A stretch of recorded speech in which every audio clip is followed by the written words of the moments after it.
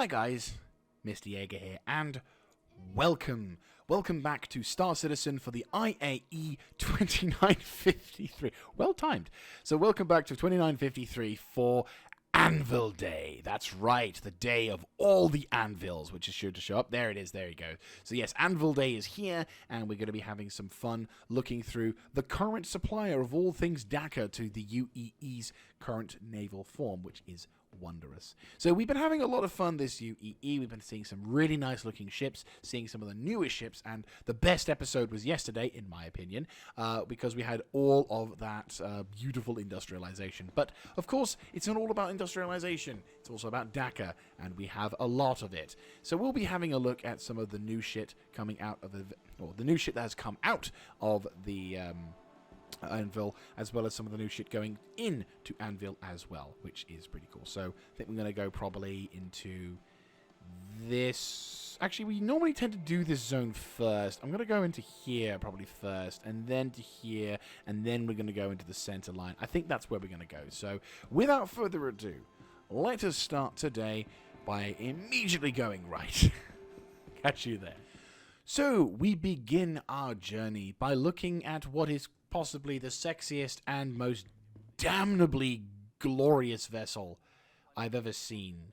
This is, of course, the F8 Lightning, which looks a bit different. I won't lie, it looks a little bit different. I feel like that's unless that's... Actually, that looks like it's part of... Ooh, this looks amazing. I have to admit, I am probably going to rent this thing. Because, hey, do you want to know something funny? You can now fly it! Yes, you can. You finally now can fly this bloody thing, and it is fucking glorious. And I am extremely jealous of the fact that I can't get it just yet. So, recently, CIG have made it so that anyone who... recently, CIG have made this flyable, meaning that if anybody... Oh, let me guess. You can't rent it now, can you? No, of course not. Because of fucking course not. Oh, I fucking hate you, CIG. So basically, CIG have made it so that anyone who reaches a particular level of concierge now can... There's actually... It was a famous level where basically if you reached a certain amount of pledge towards Star Citizen, you could get this ship for free. Or if you completed Squadron 42, which again... you could get this militarized version as part of the whole you completed Squadron 42, which is fine. But this thing is kind of on steroids with just how fucking mental this weapon is. I mean, this ship is. It is ridiculous. So this is the heavy fighter. It's designed to basically fuck over anyone on the Vandal side. And while the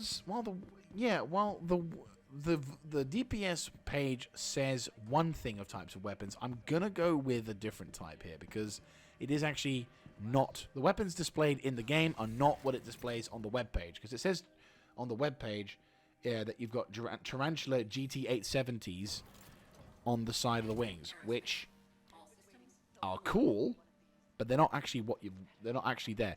We've also instead we have M5As, which are extremely lethal and are extremely terrifying. And as you can see, this thing has a pretty decent traverse as well, which is actually pretty mental. And now with, of course, the functional... now that it is as a functional vessel...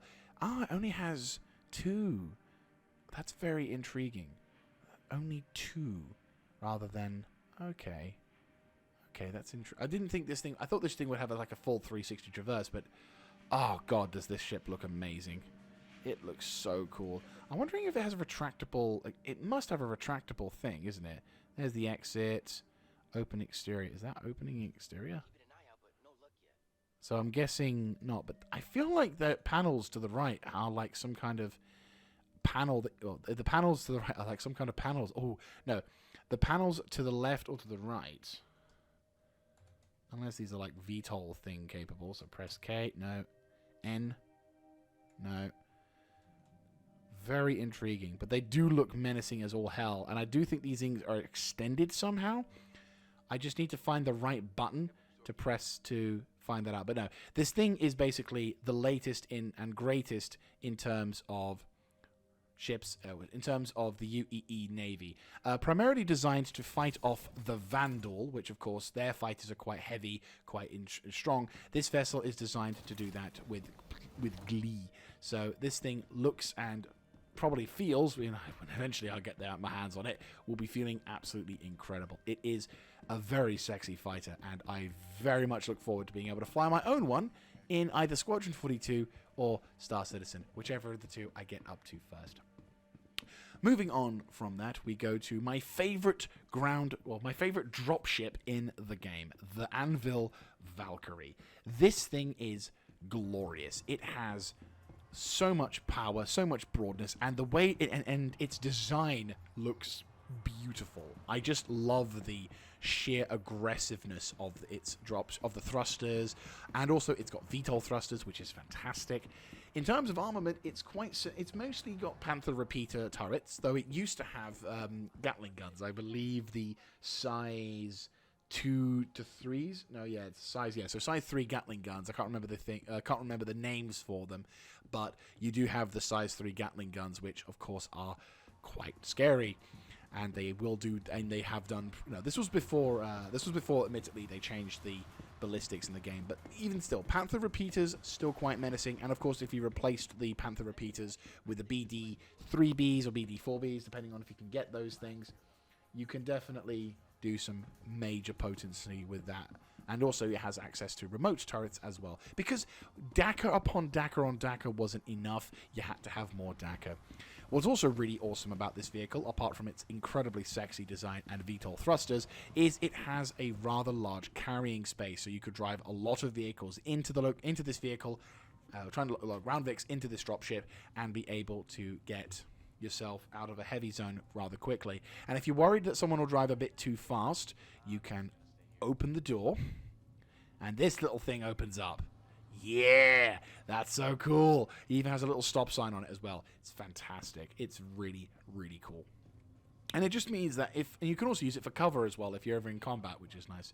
It also comes with the Mantis style or Yellow Jacket GT, not Mantis, Yellow Jacket GT missile guns on that can be swiveled out onto the side. So as an addition to an exit as well. So if you hop onto this thing in a desperate bid to get out or a desperate bid to get in, you can use these things to provide covering fire whilst going around the hot zone. This particular ship is designed to take about roughly 20 guys, because you have about 1, 2, 3, 4, 5, 5, 6, 7, 8, 10. Yeah, so about 20 guys going into a combat zone. I have spent many an hour and many an operation sitting in these particular drop chairs, having a good old chin wag, talking about some various things, but also getting ready for the combat zone. Here is one of the turrets one of the turret accesses. The cool thing also about this is that it separates the crew from the passengers as well, which is very nice. If I can get on this thing, there we go. It was a big giant leap, but hey ho, we'll just accept it for what it is. And you can see you got access to the remote turrets on either side, which is dope. And the crew are also kept separate as well. So it's like you've got an upper area where you've got all the turrets and the crew, and then of course you have the lower area as well. And when you actually go into the pilot seat, oh my god. Yeah, the turret seat is wondrous, as you can see. It looks so nice. Oh my god. Yeah, it looks incredibly glorious. It also almost passes the MFD test. Technically, it was about to say, you can technically say it passes the MFD test, because you actually don't even know that that's there until you move the mouse around. But yeah, it almost passes the MFD test, but not quite, sadly, as that one does have a thing. You can obviously use it in a different role. Maybe you can use that for communications or other sort of malarkey, but there is an additional thing there, which is fine. Also, obviously, at the front, you've got a couple of... Is it a gimbaled version? I want to say yes. Yes, I do want to say it's a gimbaled version for the thing, but no, it's not. It's just a nose turret, sadly. So you have two sides. You do have some Badger repeaters, which you can, of course, replace with Gatlings, but obviously you have to be careful about the ammunition consumption. I will say, though, proudest moment of my life in Star Citizen, I was able to get an Eclipse kill inside a Valkyrie. and I always say that I'm going to upload the video at that point, and I never get round to it. So I will make a special occasion, as this video is probably going to be coming out later than intended, to make the video showcasing the time I got a kill in a Valkyrie. But it will have to be, like, heavily annotated and said, this was years ago, because people will be looking at it going, oh my god, he has so much ammo, he clearly cheating. But yeah, this thing is absolutely gorgeous, and I love every aspect of it. It's been my dream ship for a long time, and I finally got round to owning one. So I'm very happy with this ship, and I look forward to utilizing it a lot, especially when it comes to transporting vehicles or transporting crewmates and everything along, because it's so sexy, and the VTOL thrusters add that extra usability to it as well. Just without a doubt, the most glorious and sexy looking dropship possible. Oh, I love it. Moving from ground ships of glory and fighters of absolute doom to a kind of puzzling decision. This is the Anvil Spartan, which previously was utilized. If you may recall, you may know this vehicle, but this actually is the Anvil Ballista, or at least the Ballista frame. If you may recall, the Ballista having giant anti-air turrets with missiles and everything on, or you remember the Centurion, which is basically the Ballista but DACA form. This is simply the troop transport known as the Spartan. It's just a troop transport vehicle. It's got a couple of... it's got a Mantis size 1 repeater. Oh, hello. Someone just scared someone. You're just sitting on the ship, and there's just this guy with a skull mask and a hull and a point just staring at you like, oh, hello. But yes, so you can transport a squad of 10 men into a combat zone, and it does have multiple options for you to exfiltrate on, which is pretty cool. You have the back door to give the more traditional APC dismount, but you also have 2 side-mounted doors as well, and I do believe at some point we're going to be able to use these ladders to get on the top as well. So there is a viability towards this thing. It doesn't have that much use at this moment, I imagine. There's, again, similar to what I may have mentioned in previous episodes, certain ground vehicles don't really have that much of a use at the moment until such times as being able to airlift into a zone is more or less impossible, and that this vehicle is the only vehicle that you can use. But it is really cool. It doesn't pass the MFD test, but it does a pretty decent job of looking around, and although from this particular perspective the view is pretty poor. Is that a rear camera, or is that... No, that's just the stand in front of me. Sorry. My brain is not very clever. But no, if you're finding yourself a bit struggling to see where you're going, which, to be fair, it doesn't give you that much visuals, you're meant... Where is it? To go to the right here and access the remote turret. Because now you've got a much better traverse. Well, not only do you have the means to defend yourself, but you also have the means to look around the zone and ensure 100% awareness of your surroundings, which is really, really cool. So, quite a useful vehicle. Not quite useful in this current certain sex, but, I mean, again, outside of a clan op or outside of a particular event, there's not really much need for you to use ground vehicles to enter into a zone. But I do hope that we do get that at some point. Just, it's not quite there yet. Just almost, but not quite. So we enter into the second room, and we are presented with God knows how many Hornets in front of us. Jesus Christ on a bike. It is terrifying. So this being an older design style of ship, you can see the old habit of Star Citizen or CIG, where they would literally be like, let's take one ship and make 7 of them, but without having to change much. Which is, you know, not optimal, but hey-ho. So this, of course, is the famous F-7C Hornet, which is the civilian version of the F-7 Hornet. The F-7 Hornet being a very famous vessel in the UEE, serving for many years with distinction, and has the capacity to do quite a lot of, has done quite a lot for the UEE, and I think has only recently been replaced with other vessels in the verse. But still, it's a lot of fun, and there are some big fans of this particular ship as well, which is enjoyable news at least. So, in terms of equipment, the F-7 Hornet doesn't have a huge amount of weapons to start with. It has a couple of size 3 Panthers on the side of the wings tips here, which is pretty impressive. Sadly not gimbaled, so this is the best you can do. And it has an empty slot on the top, which you can place another size 3 weapon onto. So you could either put a missile rack, or you could put a weapon rack onto it, something like, you know, you could put a weapon onto that. Maybe you could put in like a size 3 Gatling gun, or, you know, the any of the BD5s, whatever. You could possibly do that. So therein lies a weapon option. Again, it's not as powerful or as potent, but it's still pretty darn good and can do quite well. In terms of missiles, it does have a couple of missile racks, having 4 Dominator size 2 missiles and 4 size 1 marksman missiles. So it does have the potential to do quite a bit of damage, even in its very basic, very civilianized form. But still, looks pretty cool, and has been around in the verse for quite some time. So she's an oldie, and you can definitely tell by the design schematics. Like, this is the kind of ship that we saw in trailers back in 2013, 2012.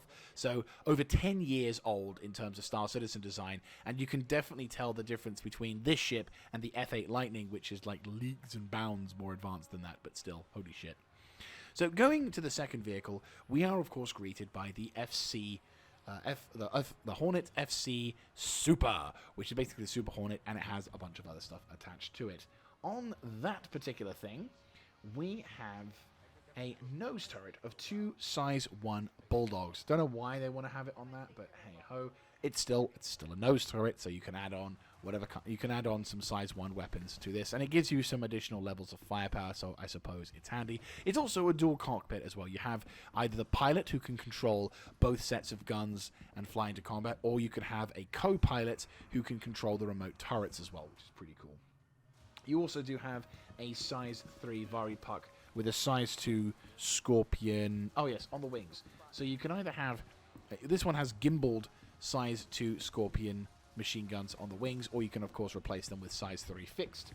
And finally you have a ball turret, which you then has a couple of size 2 Badger repeaters as well. So that's the kind of turret you can actually plop onto the normal Hornet, if you should so wish to do so. So you could kind of turn your sort of default Hornet into a Super-esque Hornet, which looks pretty cool.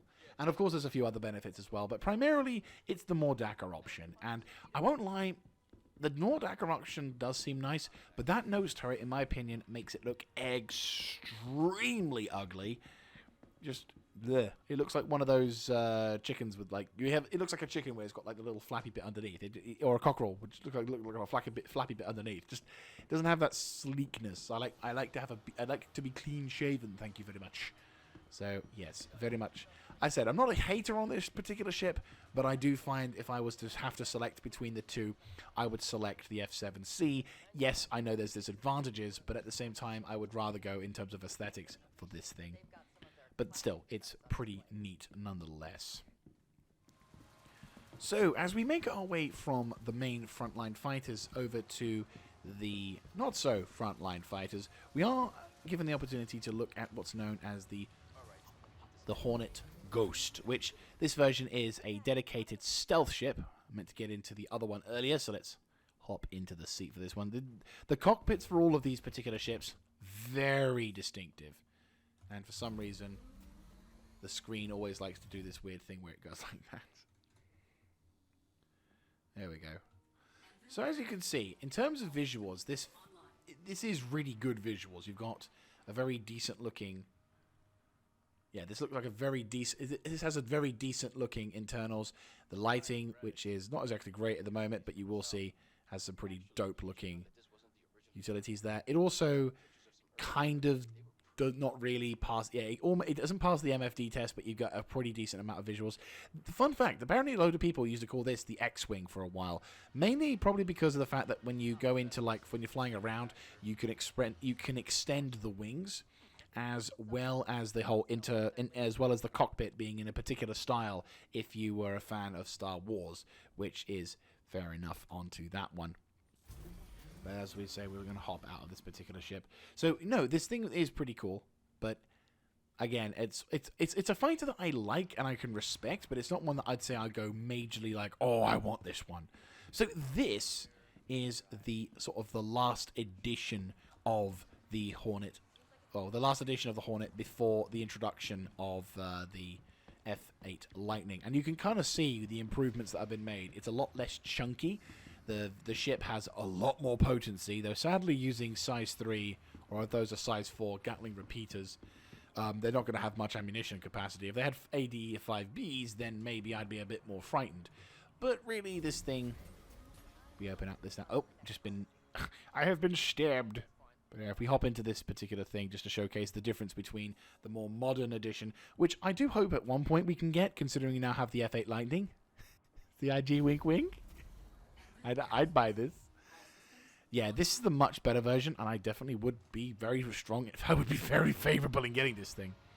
So, unfortunately, there's no stats on this particular page for this, but I can tell by the size 3.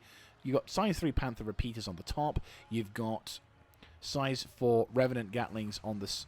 You've got size 4 Revenant Gatlings there, and then you've got a couple of Bulldog repeaters on the side, which, oh, would you look at that? You've got Badgers, Panthers, and the Revenant as well, which is pretty cool. They look potentially gimbaled, maybe, perhaps, maybe not the Revenants, but the turrets here and probably the little turrets down there as well are probably gimbaled. So definitely a pretty useful craft, but this thing looks amazing. And obviously, for a long time, this was like the latest addition in fighter craft before, obviously, subsequently, other vehicles came into their own. I would love to fly one of these things, not going to lie. Looks absolutely stunning, to say the least.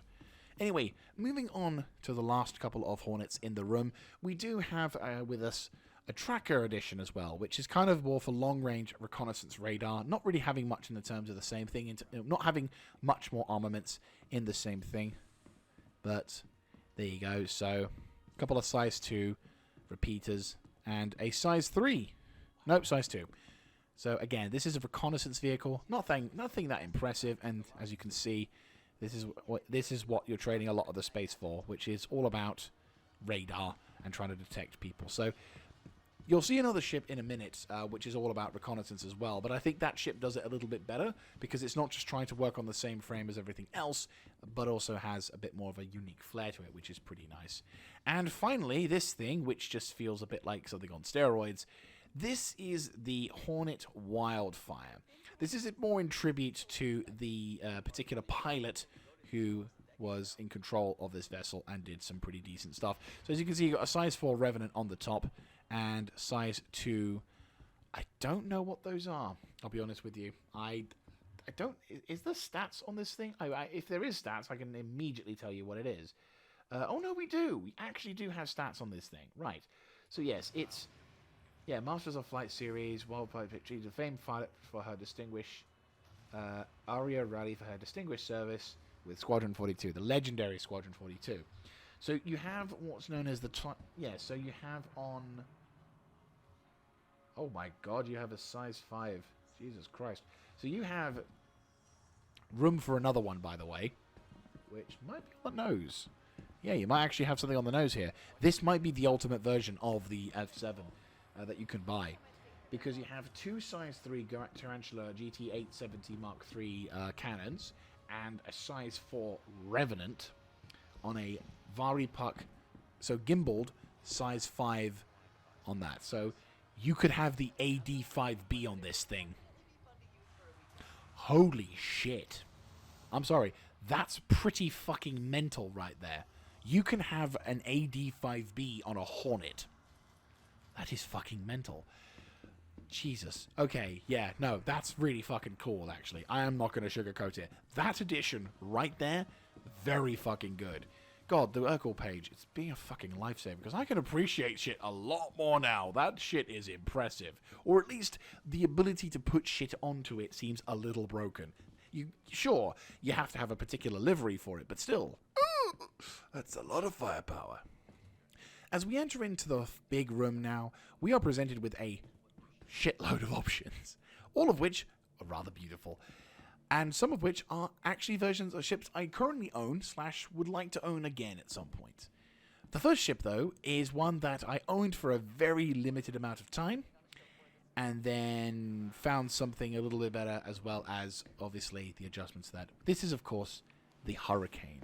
This is a two-seater style ship which started out life a little bit shit because it had the worst stock weapons for a potent ship for a very long time. It had 2 shotguns at the front. Yeah, you know things in space tend to be quite distanced. Yeah, shotguns don't do that very well. So yes, now instead you have 2 size 3 Panther repeaters on the top, which are given Varipuck style mounts. So you can get size 4 fixed, which is really nice. You also have a ability to have 4 size 3 Panther repeaters for the rear-mounted turret as well, which is extremely dope. Now, the way you get into this ship is a bit unique. You have to kind of crawl underneath. So there's where the gunner will be sitting into. And here is where the pilot... oh, does it show that? Yeah, it's over here. So over here is where the pilot sits. And it's a bit of a cramped environment. You do kind of get smushed by the chair. We hop into that now. Okay, so there you go. So as you can see, it's a little bit of a cramped space, but it is solid fighter frame. And sadly, it doesn't pass the MFD test very well.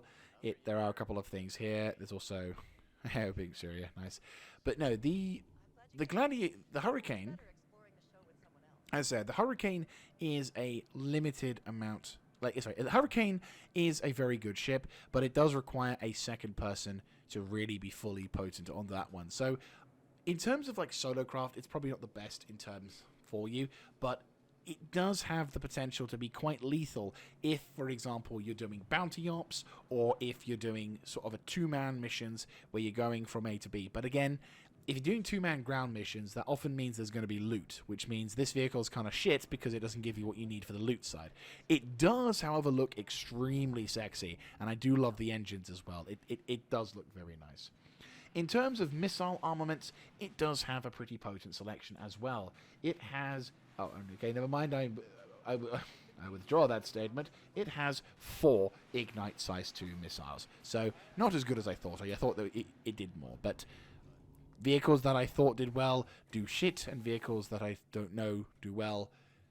And yeah, it's not that great. But in terms for a dual style ship, in terms of a duo style ship, where if you're focusing primarily on bounties and you're not doing any sort of ground combat, or if you're doing stuff primarily in space, then this vessel is pretty good for you, and it does have a pretty decent durability. It's quite famous as well for being pretty dope in combat, in terms of lore as well, so definitely worth having a look at. But yeah, I mean, I'm personally kind of indifferent to this ship. It's kind of bleh, but it does have a sort of mean streak to it. But at least now, more than ever, I'm so glad that they got rid of the stupid shotguns at the front. It didn't make any sense. It used to have a tarantula quad turret as well, which was terrifying.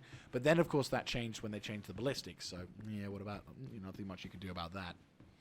Moving on from duos to solos, we have the Anvil Hawk, the dedicated peacemaker, if you will, but the dedicated bounty hunting vessel, which has a nice host of different sort of weapons, from the M4A1s, M5A1s, that'd be wonderful if I had 5 M1s. No, the M4A1s, and then a couple of Sucker Punch EMP-style vehicles, EMP-style weapons as well, which is pretty dope.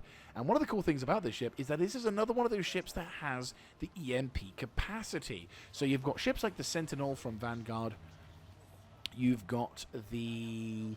not the Mantis. You've got the Cutlass Black from Drake. And you've got this ship, which has also the potential... Oh yeah, they've disabled the EMP. But yeah, in terms of visuals, this thing is pretty good. It has a very big viewable port as well down below, which is nice. I do like it. Sadly, it doesn't seem to have any missiles, though, which is a bit of a shame. But then again, you're not really trying to kill people with this thing. You're trying to just stop them from escaping. And as bounty hunting becomes more and more advanced, things like capturing people alive are going to become far more applicable. And when you do find someone who decides that they want to give up instead of fighting to the death, you can put them into, and I always do this at least once per year, and I did this at the IAE, sorry, I did this in Invictus, and I'll be doing it here. I do this a lot. you can access what's known as the poop scoop, or the prison scoop. But I call it the poop scoop because, you know, it's at the back of the ship and I'm immature. So basically... Oh, is it not going to let me do it this year? It's like, I know what you're going to do and I will block it, for I am mature and you are not. But yeah, so basically what happens is this particular machine, this system retracts out and the prisoner willingly sits into this particular pod. Then you close the pod in on itself, crushing the person into paste and turning him into fuel. No, you instead you take him into the pod, and that is a self-sealed, or that is a pod that you can then take to the nearest prison cell, and you'll get the bounty for him being alive. Hopefully he is still alive by the time you go there, and you haven't forgotten to give life support to it.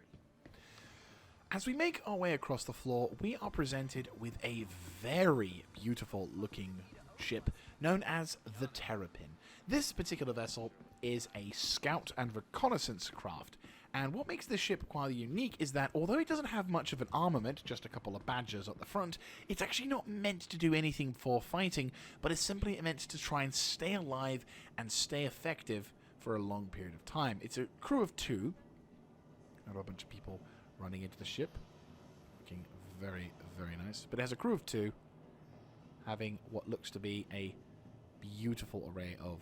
Well, it's basically for a deep space scanning missions. It was designed around the same time. If you look at the blurb as well on the ERCOR website, it will say it was basically developed near the end of the 20th century to serve as the first ship in the Empire's defensive restructuring of the Navy, which is pretty cool on that one. And it does fulfill that role very nicely. At the moment, sadly, it doesn't have the ability to be utilized much in games, but since we're now starting to get game modes where we can have data missions, where we have to retrieve data, the scanning and details and stuff are coming through, we may start to see some use for the Terrapin into a sense, because what will happen is the Terrapin will go into an uncharted part of the galaxy or uncharted part of base or whatever, and you will find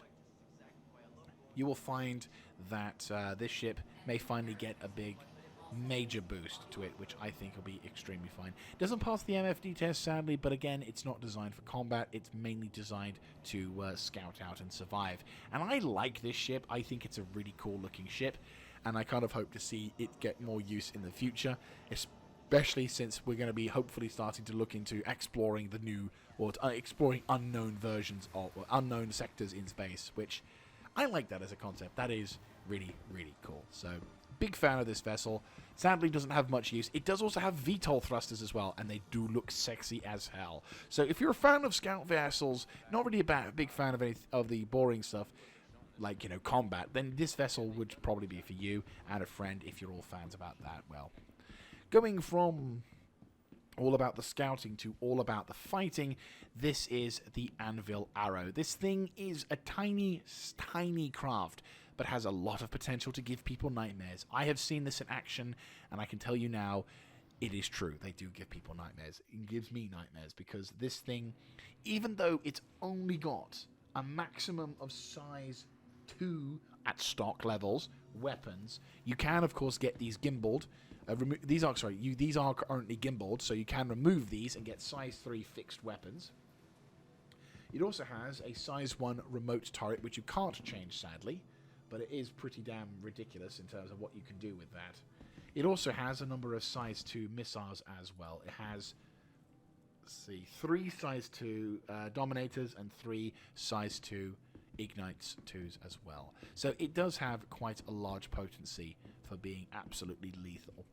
And it is very, very maneuverable. It is wicked fast. I owned one for a limited amount of time, and at first I thought, I was like, oh, maybe I'll be that one pilot who knows how to fly it and won't suck at it, and it'll be fun, and I'll be able to, like, you know, do all the dogfighting stuff. But then it took me about 5 to 10 minutes to realize, no, this is not the ship for me, because it is ludicrously fast, and it is incredible. Don't get me wrong, it is it's beautiful, and it also kind of passes the MFD test in the sense that it has all these things at the moment available to you. But yeah, it kind of passes the MFD test, kind of, not completely, just kind of. But no, this thing is wicked fast. It's got great visuals, and it turns like a fucking bullet. If you're into hard flying as well, this thing is, or low flying, this is also really good for that as well. But you have to be a certain kind of pilot or a certain kind of nut job to fly this kind of thing. For me, I'm more of the heavy style of fighter. Like, I like my heavy fighters, and as I'm not, so I'm not all about being agile. I'm all about slapping someone as hard as you can, resulting in their immediate demise. So if that means I'm less mobile, then I'll happily take that hit in order to ensure that I'll be able to slap back just as hard, if not more. But still, Jesus Christ, on a bike, this thing is terrifying. Going from hot shit on a cake style ship for combat to the sexiest looking fighter craft for Anvil. Fight me on that. I realize the Anvil is standing in the wings, ready to kick my ass, but I am going to die on this hill. This aircraft looks glorious. It's a two-seater bomber aircraft, utilizing size 3 laser repeaters, Panther repeaters. These things are pretty much the most common thing in the galaxy at this point, aren't they? Even though they're really good. And it also has 4 Tempest size 2 missiles and 4 Ignite size 2 missiles. But in addition to its weapons mounted on the wings and the turreted Panther... Was it Badgers? Is it Badgers or Panthers? Fuck's sake. It is Panthers again. Why do I never have the confidence just to look at it and say that it is this? We instead, now we also have the addition of 4 size 5 Stalker torpedoes. So you may recall in the in the Aegis episode, you may recall the Warden Hellbringer. The Warden Vanguard Hellbringer or Harbinger ship with its 3 size 5 torpedoes. Yeah, this thing packs 1 additional and also is a faster and more maneuverable aircraft. I kind of find the maneuverability to be quite useful, although I'm apparently in the ship. Yes, now I'm in the ship. GG. There we go. So in terms of cockpits, it is really it's a little cramped, not gonna lie, but it kind of, well, it fails the MFD test because you've got some MFDs down below, but it has 4 MFDs all able to be utilized, and I do love it. Unfortunately, I don't believe it's going to have the ability to have your turret be gimbaled or put as a slave to the pilot. I wish it would, because then this thing would be amazing. But unfortunately, we're just going to have to accept the fact that this thing, as sexy as it is, does require 2 people to be fully effective, which is a bit of a shame. But this thing is, I said, sexy as fuck. I mean, I love this design. It looks so cool. I love the sort of the straight edginess to it. It just oozes personality, which, you know, I love. It's glorious, and I can't get enough of it. It's my favorite ship. Personally, it's one of my favorite ships in the Anvil fleet, and like in terms of fighter craft, it's my favorite one for that. I realize the F8 Lightning again is edging closer to me. I'm seeing it I'm seeing it in my peripheral vision here. Hang on, there we go. I'm seeing it in my peripheral vision here, and it's about to beat me up. But I just love it too much. It's just I love this Gladiator too much. It's just so good. And, I need to own it again. I had it for a while, and then I stopped owning it because I needed to upgrade to something else. But I am working my way back up to getting this ship again because, I want it. I want it again. So we move from the glorious, sexy ship to 2 very tiny but very potent vessels themselves. These, of course, is the Pisces. We'll go with this Pisces first, as this one came first. Oh, that's cool. They've added a couple of unique stairs. So this is the C8X Pisces. It's the the Expedition Edition / Explorer Edition that of this particular ship. So this one has a couple of Omniski size 1s and some Bulldog laser repeaters and a size 1 missile, I want to say marksman, going into it. But that's not really the purpose of this ship. You have some weapons, sure, but in terms of like a ship to start with, this is a very pleasant little ship. In fact, one could say this is a pretty decent starter ship as well. Basically, the purpose of this ship is it's literally just get you from A to B and ferry you to and from the planet. This thing is perfect, and then obviously it's designed to go with that bugger, the Anvil Carrack. The Carrack. As obviously, if you may have seen in the demonstration in 2019, the 2019 presentation for the Carrack shows you having a player go from space onto a little internal hangar bay, which we'll be seeing in a few minutes, and allows you to sort of get into the.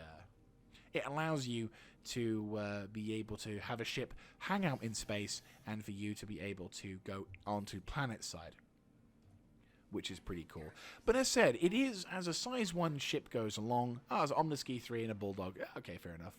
So yes, as I was saying, as size 1, and was it a marksman? Yes, I was right, get the fuck in there. So when it comes to flying in combat, as said, it's a tiny ship, it's not really designed for combat, but it is... But it is a very cool looking little ship. And if you are a new player to Star Citizen, and if someone gives this as an offer, you know, as a way to introduce yourself into Star Citizen, I honestly can't complain. You've got 4 SCUs worth of cargo. You don't have a bed, admittedly, but you do have the ability to do some quick box missions, which a lot of players don't really use the bed in general anyway. So having this ship with the ability to put boxes in, and it's really small, and it's quite a nimble little thing, means it does help, you know, give you a perspective and show the progression you make when you do decide to increase the amount of ships you have in your repertoire, as well as what you want to have for transport. Well, as you progress in Star Citizen, you get bigger ships. You can appreciate the size difference in that regard. You go from that to that. Going over to the other vessel, this is a more recent addition to the Star Citizen verse. This one is known as the Pisces Rescue.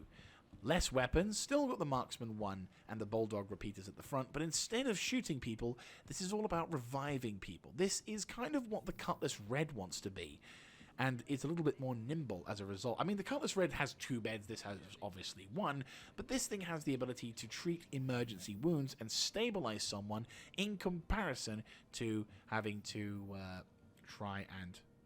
So you imagine if you're out in the wilderness and you're trying to deal with something, this little ship has the ability to sort of get you out of dodge and into a decent thing. What is that? Is that a grenade or is that a flash? Sure. I'll just store it. Don't want to be a litter bug.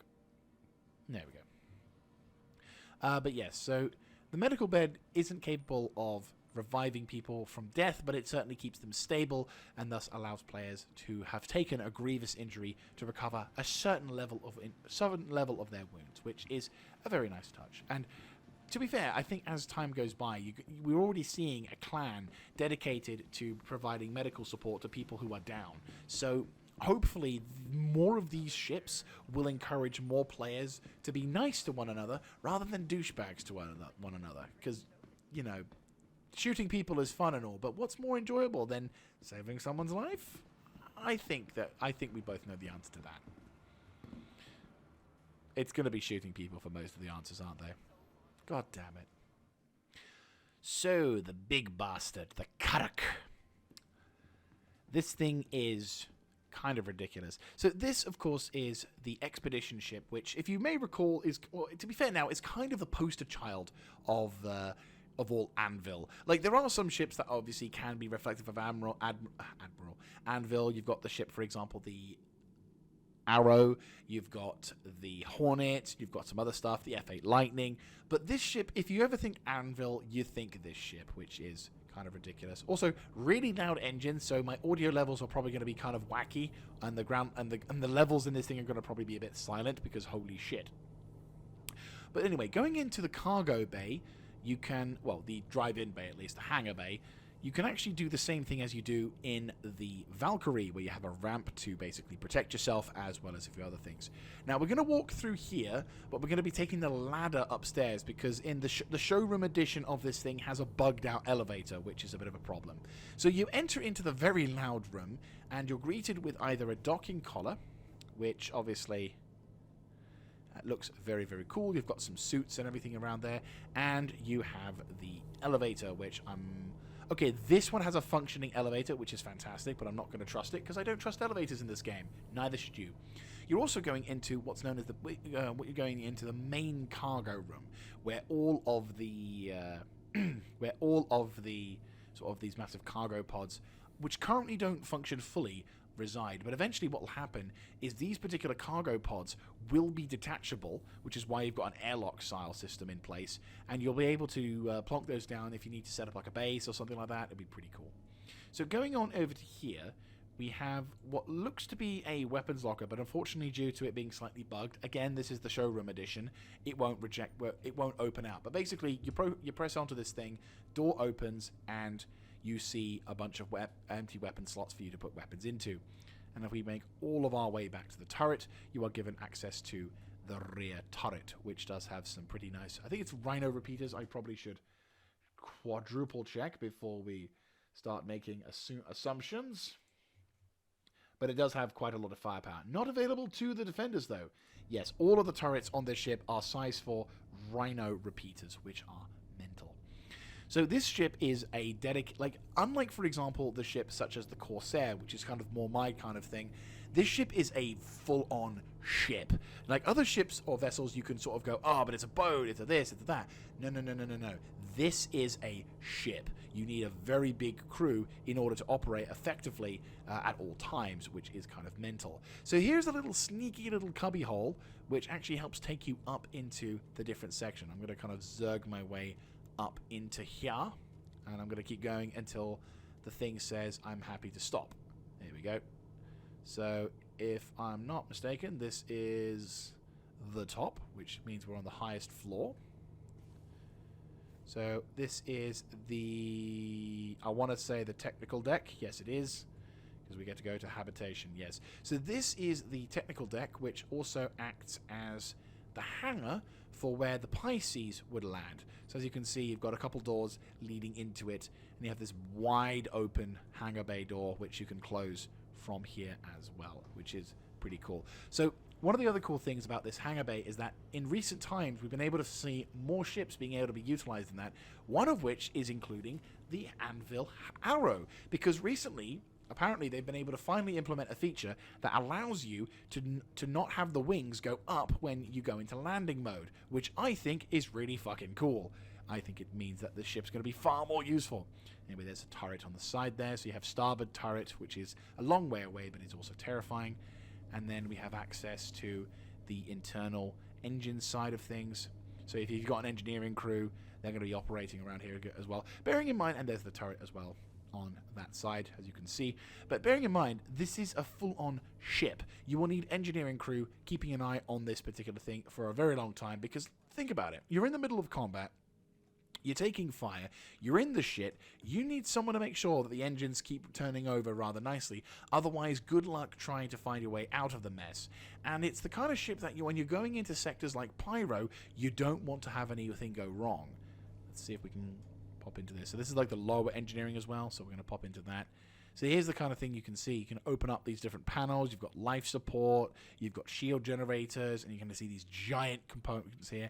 Now, bearing in mind, the reason why these are open to those who don't play Star Citizen is eventually these components will wear out. They'll get degraded. And to be fair, they kind of do already. But the difference is that you can fix these things in the future. Eventually, as engineers, you'll be able to tweak and upgrade the parts or change the parts to something that works for you. And it eventually results in you potentially fixing some life-threatening damages whilst also keeping your ship up and able. So it's something that shows the realistic sort of wear and tear like any particular ship or vessel does in our world nowadays, which is pretty freaky to think about it in that perspective. But yeah, this thing is pretty mental as ships go. I do like the Carrack though. Like, I've not got anything against the Carrack per se. It feels like it's a massive bloody ship. Oh, is this a door that is slightly bugged? Yes, it is. I don't know why the showroom editions are so prone to being buggy, but they are, and it doesn't really generate a good impression. Though, to be fair, the main intention for them is to, hey, if you want to walk around, that's great. Feel free to do so. Oh, is it not going to let me through now? Ah, that's why. It's a 30k. Fuck my life. So, after the 30k, we've returned, and we are back into the exploring the hangar, so the technical deck. So, here is the drone room, which at the moment doesn't have much in the sense of drones, but once drones become a thing, then we'll be able to see some very useful things coming out of them. For example, the ability to mine, the ability to enter areas that don't have normal access to, but still the ability to have drone operators inside a ship will be extremely cool, thus adding to the amount of crew that you're going to need to have on that thing, which is ridiculous. You also have an engineering station. There you go. Engineering station with all the crew manufacturing parts and everything is ridiculous. So you go up to the upper deck and you see some escape pods, very fancy, and then you go into here, which is the sort of commander's deck. So the captain, the commander, whichever, would gain access. This one, this side, I believe, has access to supporter seat. Then this one's probably the access to the turrets, isn't it? Yes. So this one's the access to the remote control turrets. And this actually is, it says command station, but it's also a way to fly the ship. And I kind of prefer this version than the pilot ship, than the piloting of the ship, because you get a much bigger, more open view. Yes, you don't get to look down too much, but still, it's, in my opinion, a nice little treat, which is pretty dope. And if we make our way towards here, there's an elevator, which we head down to the bottom. And as you can see, some very nice looking views here. Before we head over to this little point here, we have the pilot seat, and we sort of take a pop into here, and this is the main sort of pilot seat, and this is the only other ship which has a glass floor in the cockpit of the bridge area, which looks pretty cool. This doesn't have as much of an open style view as possible, but it does have MFDs which pass the MFD test, but sadly it doesn't again, in comparison to the command view, I prefer the command view, just because I feel like I can see more and I can also look around more. But at the same time, it is up to you regarding how you want to fly it, but you can fly it with that one. It's just your MFD choices are much better as the pilot. And as you can see, you can look onto a planet from below, which is cool, not gonna lie. As we make our way towards the habitation deck, so over to here, you have the habitation deck, which, and before we do that, captain's quarters. You have a desk and everything, and very bad artwork, so you know you're in the future. And, motherfucker, gets a teddy bear. Honestly. Like, you have your own cabin, you have your own bathroom, it is ridiculous. But you do have a fair amount of crew space. So over here, you've got your little dock bay area, which then, of course, you've got your crew cabin quarters over there, and then if we make our way over to here, and then we hop into the very cool looking pool table, and we have access to the crew cabinet and quarters, which you only have 8 there, a few, like 4 notes, but like, I'm just thinking, you need the captain, he gets his own room, and then you have 1, 2, 3, 4, like, you need more than this in terms of crew numbers, to be fair. Because, like, this is obviously the crew location, unless I'm fairly convinced the other side as well. There's, like, another side to this, isn't it? Or is it just specifically toilets? Yeah, no, there's not enough crew slots available unless it's on the other side. Is there another one on the other side? No, there is not. No. I can't help but feel that there's a little too little crew space for that one. But then again, there is also the dedicated medical crew sector, which, if we go into this room, this one requires manual operation because this is quarantined and safely secured. These medical beds will be functional in the future, but at the moment they're not that great. But this room right here, question, do you have a bed in here as well, doctor's office? No. So effectively you just have to use the beds in here as a sleeping temporary. And storage room with very fancy interior. But no, so this room here is extremely cool because this is a medibed that you can revive onto. This is a revivable respawn location, which is very, very cool. So you can, if I hop into this, I don't think it'll let me, yeah, it won't let me touch this onto that one, but when you are flying around the verse, this is a regeneration point. Oop. There we go. So this is a point that you can regenerate from, which makes this vessel extremely important, which I will admit the Corsair does not have. So if you are going on an adventure with the Corsair, try not to get sick. And we open this door up. Does it even open up? Fairly convinced it does, but I think it's because of the slightly bugged nature of the thing. But that is one of the rooms that you can enter into with the door, as we make our way towards the rear of the ship. And we make our way towards... Ah, yes, the elevator that is bugged. Unfortunately, where is it? It's not there. It's up there somewhere, isn't it? Yes. Oh no. That. You know what? I'm gonna count my blessings and leave it at that, because otherwise we would have been stuck. So you know what? Yeah, I'm beating hasty retreat. Oh, for a second I thought the game was gonna do another 30k, but like no. But yes. So overall, nice. So overall, this thing is a full-on ship. Like, full-on, you will have to spend some time... There we go. So yeah, this particular ship is a full-on ship. You will need to spend some time, and you will be spending some... Like, this ship is designed for an expedition. Obviously, it is an expedition-style vessel, but this thing is, like, full-on. You will need time with friends and everything else if you're going to go on an adventure, because holy shit, it'll eat some hours into your day. But that said, that is part of the appeal of this game, is that you'll be going and spending hours on any random mission tangent or anything like that, and you'll be self-sufficient for quite some time, so that's a big plus in my book.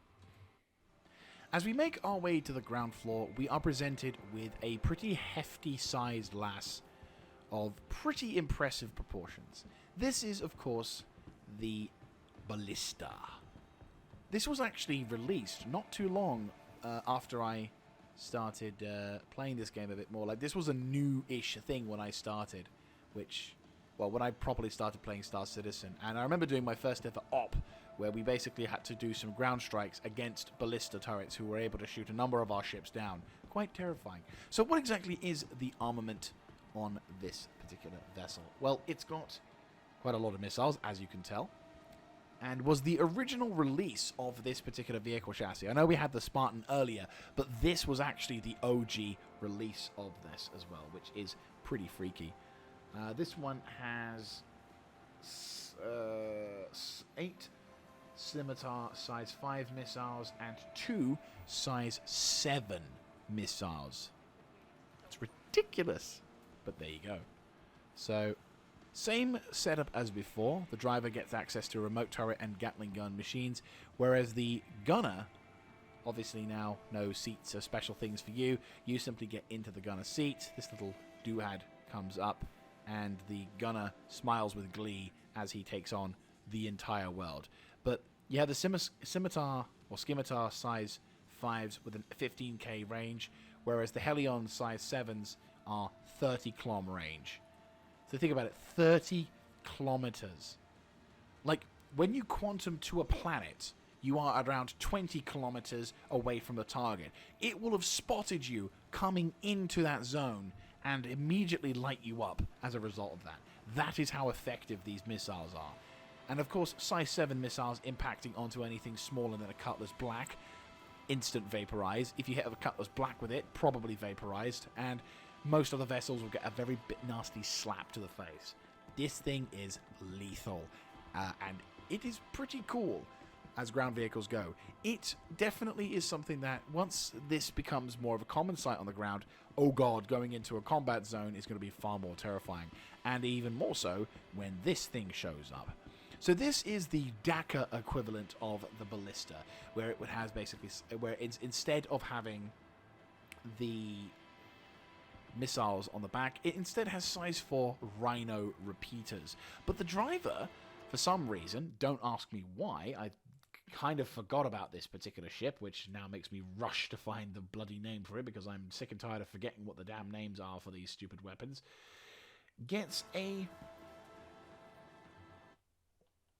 doesn't fucking say. Thank you very much. Cool, you've wasted my time. It's an attrition repeater, I know that much. I want to say size 2. Wait, no, it's remote turret. The fuck? Right, hop in the seat. What the hell is this thing? But yeah, Same detail, same getup as before. Remote turret. Okay, so an attrition 3. A singular attrition 3. Which is ridiculous. Bearing in mind, the attrition is quite a heavy weapon as well. Like, it's designed so that as the weapon gets hotter, you do more damage. Which is ridiculous, to say the least. I'm curious as to why this edition gets the bigger attrition and not the missile boat version. But maybe that's something you can change out? Maybe. Maybe not. Who knows? As we enter the last of the day, we are presented with a number of options, one of which I am very intrigued in. This is the Anvil Crucible. They finally put it a little bit lower, but still no fucking stand, which is nice. Well, not nice, annoying. This is, of course, the Anvil Crucible. What exactly is the Anvil Crucible? It's a mobile, in a sense, floating repair station, or in this case, space-bound repair station. This particular vessel is designed to, so firing off all the flying toolbox. Dedicated repair ship with a rotating control bridge, detachable pressurized workspace. Crucible is a versatile mobile garage with the ability to repair arms, drone operator center, and all equipment needed to overhaul damaged craft back into fighting shape. So basically, you're in the middle of combat, you're taking some fire, and you need to get out of dodge. You are lucky enough to escape combat without being blown up, but you need to stay in the zone to try and keep the area alive. These ships will be your saving grace, as people will be able to not only jump onto the ship and be able to fix you with using the repair options and everything else like that. Maybe we could even repair destroyed ships that have been hit by soft death, because this thing I found out today, thank you very much Inside Star Citizen, is that you can actually repair soft dead ships back into life. So, for example, you could get a tractor beam which pulls the ship into it, and if it's not so badly damaged that you can't fix it, you can actually repair the ship back into combat and send it on its way, which I was not aware of, which is really, really cool. So, big fan of that. Going on into the next vessel, we are presented with the Liberator, which is a very, very cool name. Basically, this is a giant transport ship which allows you to house, which also holds on to 2 fighter crafts to launch from. It is, again, like a mobile platform. It's designed not to be. I mean, again, it's a logistics hub primarily. You've got a little hangar bay inside that door there, and you have 2 dedicated flight pads which you can obviously use to resupply, refuel, rearm any kind of fighter ship that's in your fleet, and also then this can land on planet side and act as a mobile airbase, which I also think is pretty fucking awesome. In terms of logistics, I think it'll serve it will serve as quite an important element and asset towards dealing with like if you're on a naval invasion, for example, like a planet-side occupation or anything like that, or if you're maybe trying to get into, being on the sly and not wanting to make your presence known on a grand scale, like an actual dedicated spaceport, you can use this as a kind of substitute, or potentially something that allows you to have that extra vavump when it comes to dodging and combat, which, all in all, I really, really like this thing. It is cool, and I want to see more of it in action, and I want to see more of the logistics side of things, because as we all know, combat may last 5 minutes, but logistics takes forever. So let's see more of this, and I do want it. Oh, I do want it. Yes, I do want it. It's a very, very cool ship. And last but not least, we have the Legionnaire. Now, this ship is the first of its kind, or at least in Star Citizen's case. This is a dedicated boarding vessel. Now, it's designed to basically go right next to an opposing person's airlock and cut it open, and thus a squad of Marines or whoever's going to be boarding it will charge into the fray and completely capture the ship without having to blow it up, which is a handy sort of objective. See what the blurb says. Yeah, pretty much. Hostile takeover, ready to report for duty, 8 drop seats, versatile docking options, security system, most difficult of boarding action is feasible with a Legionnaire. So yeah, effectively it's the first ever dedicated boarding vessel in the fleet, or in Star Citizen in general. Not too entirely sure how it will work out, because obviously boarding a ship, especially in space, hasn't really been done much, with the exception of maybe a few like set piece themes, or maybe some people doing what have you. I mean, I think since the soft death has become a factor, boarding ships is now more of a thing, but I've not seen enough to honestly say with hand on my heart, that it's very feasible when it probably is just easier to just blow the shit up additionally, unless you're trying to save the cargo. And even then, starving them out or perhaps forcing them to run out of the zone whilst you sit there with your guns pointed is also another thing. But again, details. This will be an interesting... I'm not going to lie, this will be a definitely interesting direction to take, depending on if you want to have the ship not soft death or not. But still, it's a very, very intriguing looking ship, and while I don't exactly want one because it's more combat orientated, I do like the design. I think it's really, really cool, and I hope to see... I'll be interested to see how this fares when faced off against Drake Interplanetary, which just uses the Caterpillar as a boarding vessel. Oh, that's brilliant. But anyway, that's sadly it for Anvil, so I hope you guys have enjoyed. If you like this kind of content, let me know in the comment section down below, clicking on the like button, and of course subscribing to the channel. We hope to see you in the next episode. Apologies for the slight delay in getting these episodes out. I think I'll be doing a mass sort of bulk upload for these particular episodes. But still, I hope you guys have enjoyed. And as I said, let me know what you think about any of the ships I've been talking about. If you are curious as to where you can get the information for them, there is actually a website I'm using known as Urkul or DPS Calculator Live. It's a website that's updated every day in terms of like the latest stats, the latest the latest sort of equipment, which you can then specify onto whichever ship you wish to fly into.